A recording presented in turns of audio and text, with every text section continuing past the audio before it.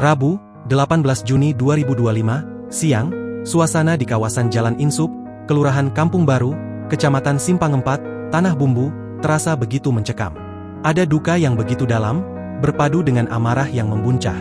Pasalnya, sedang berlangsung sebuah rekonstruksi, reka ulang adegan kasus penganiayaan tragis yang menimpa Farelia Putri, 19, dan adiknya, AZD, 11, di sebuah rumah yang tak lain merupakan rumah korban. Reka ulang ini harusnya membantu menjelaskan apa yang sebenarnya terjadi, karena Farelia harus pergi selamanya, sedangkan adiknya, walau terluka, berhasil diselamatkan. Semua ini melibatkan tersangka HA, 23, seorang pembantu rumah tangga yang bekerja di keluarga korban.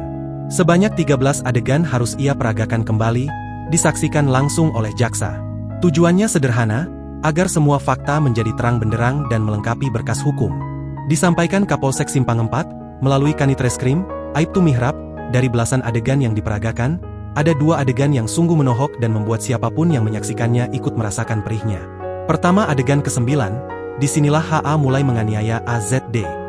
Adegan ke-10, dan inilah adegan paling menyayat hati, yang merenggut nyawa Farelia Putri. Ia ditusuk 2 kali oleh pelaku. Mihrab menambahkan, bahwa pelaku sempat berupaya melarikan diri ketika seorang saksi masuk dari samping rumah. Secara keseluruhan, 13 adegan terlaksana dengan lancar dan kondusif, meskipun sempat terjadi luapan emosi dari pihak keluarga yang berhasil diredam oleh petugas. Selama proses rekonstruksi berlangsung, ayah dan ibu korban, Tio dan Wati, tak bergeming dari depan rumah mereka.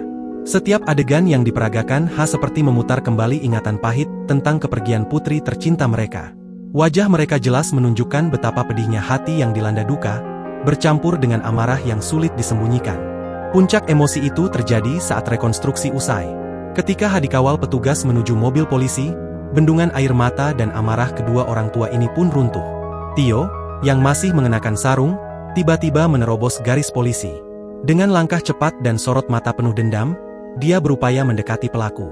Namun petugas sigap menangkap dan menahannya agar tidak terjadi hal yang tidak diinginkan. Di sisi lain, Wati tak kalah histeris. Tangisnya pecah menjadi jeritan saat ia memukul-mukul kaca mobil polisi yang membawa HA. Betapa hancur dan remuk redam perasaannya sebagai seorang ibu. Tio bahkan mengungkapkan betapa pahitnya pengkhianatan ini. Padahal dia sudah menolong HA yang semula pengangguran, memberinya pekerjaan di warung miliknya, menyediakan makan, tempat tinggal, bahkan menganggapnya seperti keluarga sendiri. Saya tidak menyangka atas tindakan pelaku tersebut, ucap Tio dengan suara bergetar.